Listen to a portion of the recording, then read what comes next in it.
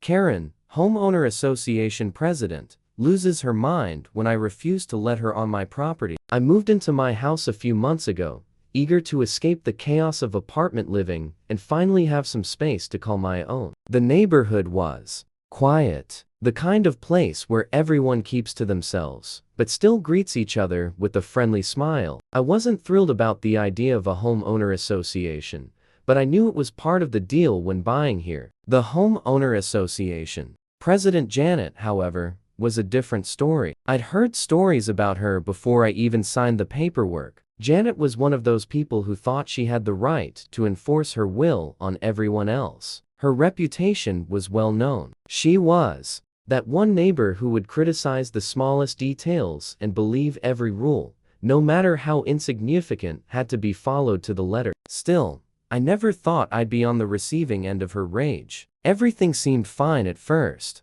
and I was doing my best to settle in. The yard had been neglected by the previous owner, so I started working on it right away, putting in a small garden, fixing the fence, and tidying up the place. I wasn't doing anything major, just a little touch-up here and there to make it feel like home. Then one afternoon, as I was watering my new plants, I heard a knock on my door. I wasn't expecting anyone, so I hesitated for a second before answering. Standing there was Janet, with her clipboard and a look on her face like she had something serious to say. "Hello there," she said in her overly perky tone. "I'm Janet, president of the homeowner association, and I'm here for a quick inspection of your property." I blinked, unsure whether I'd heard her right. "Excuse me?" "Yeah," she continued, glancing past me toward my backyard. "I need to check your garden, the fence, and a few other things to make sure everything's up to standard. It's part of the homeowner association rules, you know." I shook my head immediately, growing doubtful. "I'm sorry, but I'm not actually part of the homeowner association. I didn't sign up for that." She paused, looking me up and down like I just told her I was from another planet. "Well, you should be, but that doesn't matter right now. Homeowner association members are responsible for maintaining the community guidelines, and I have the right to inspect any property in the neighborhood." I felt my blood start to boil. "No, Janet, you don't. I'm not a member, and I'm not required to follow homeowner association rules. This is my property, and I'm asking you to leave." Her face immediately flushed with a mix of disbelief and fury. "You can't just refuse an inspection. What do you think this is, some sort of lawless place? You need to comply." I stood my ground, folding my arms. "I don't have to do anything, and you don't have the authority to come onto my property without permission." Janet huffed, clicking her pen like she was taking notes. "Well,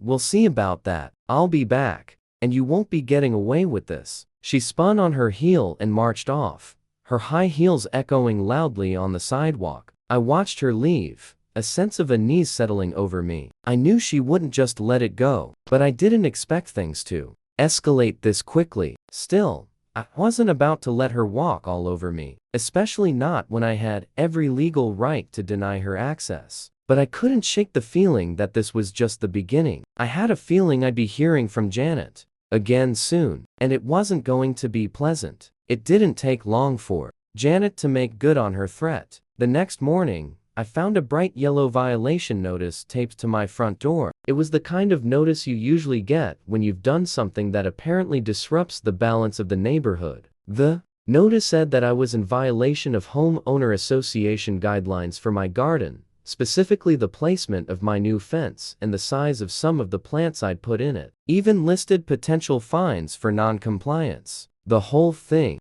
was ridiculous. I pulled the notice off the door and read it again, thinking maybe I'd missed something. Nope, it was just another power move from Janet. I wasn't a homeowner association member, and I sure as hell wasn't going to start following some random rules just because she felt like it. I took a picture of the notice and forwarded it to my lawyer just to be safe. My lawyer, Carl, was a no-nonsense guy who didn't tolerate any nonsense from people like Janet. He quickly reassured me that this was just a scare tactic. The homeowner association had no real authority over me, and Janet was clearly crossing her bounds. Couple of days passed, and I thought that would be the end of it. I kept working on my garden and just ignored the threats. But then things started to get strange. I noticed Janet driving past my house more frequently, slowing down as she went by. The next time I was outside watering my plants, I saw her parked across the street taking pictures of my yard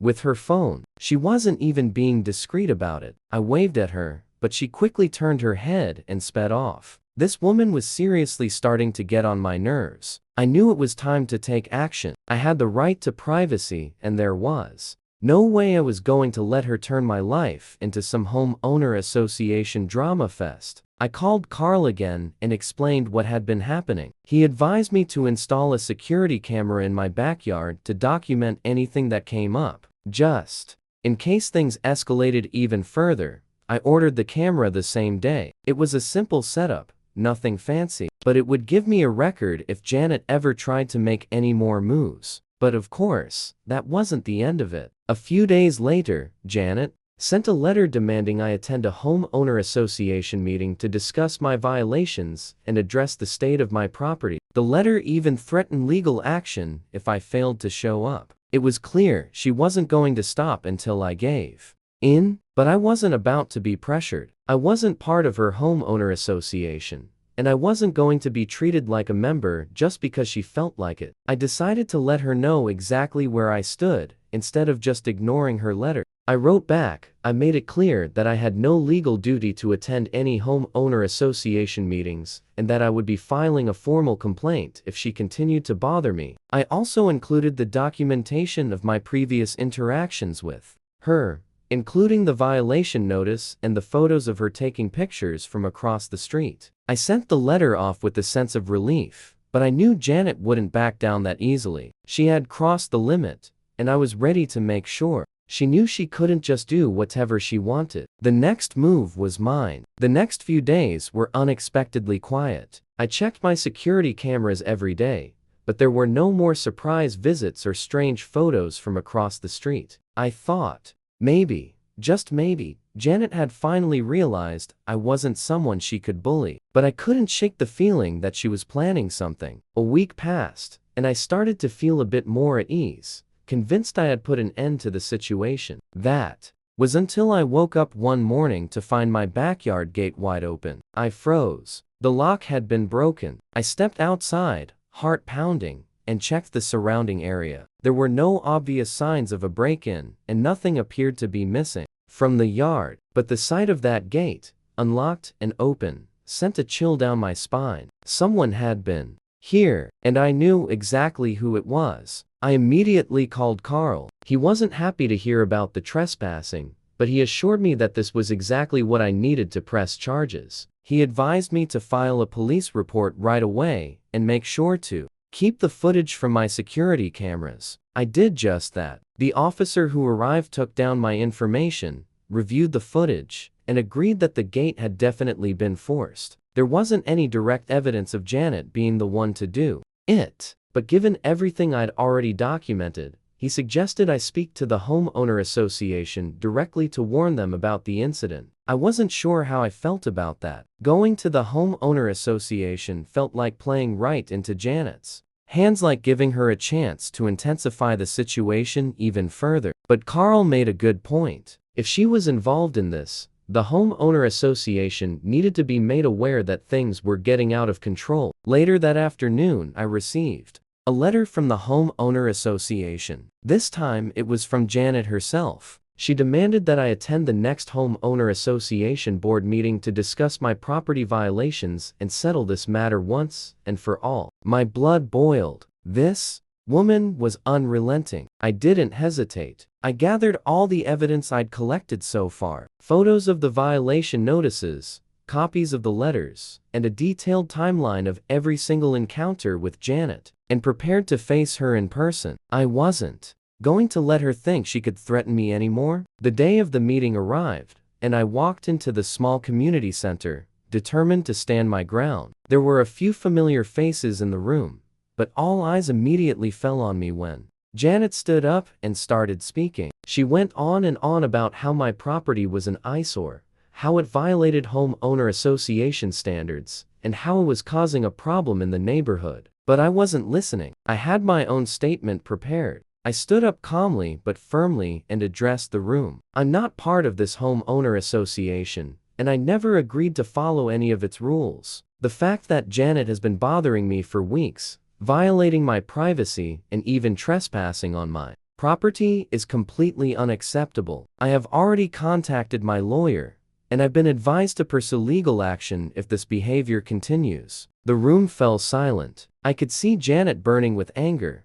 but I didn't care. I had the facts. I had the proof, and I wasn't about to let her walk all over me. Then, as if on cue, Janet stood up, her face red with anger. "You have no idea what you're doing," she snapped. "You think you can just ignore the rules and get away with it? You'll regret this." I felt my stomach tighten. There was something in her voice, something that made me realize just how far she was willing to go. But I refused to back down. "I'm not the one who's been breaking the law, Janet. You're the one who's crossing your bounds, and I won't let you pressure me anymore." The room buzzed with murmurs as Janet's face contorted with rage. She shot me one last hateful look before storming out of the meeting, muttering threats under her breath. As the meeting wrapped up, I felt a mix of relief and apprehension. Janet was still a danger, and I knew she wasn't going to give up easily. But I'd taken a major step in the right direction. I had set clear limits, and now was ready for whatever came next. After the meeting, things calmed down a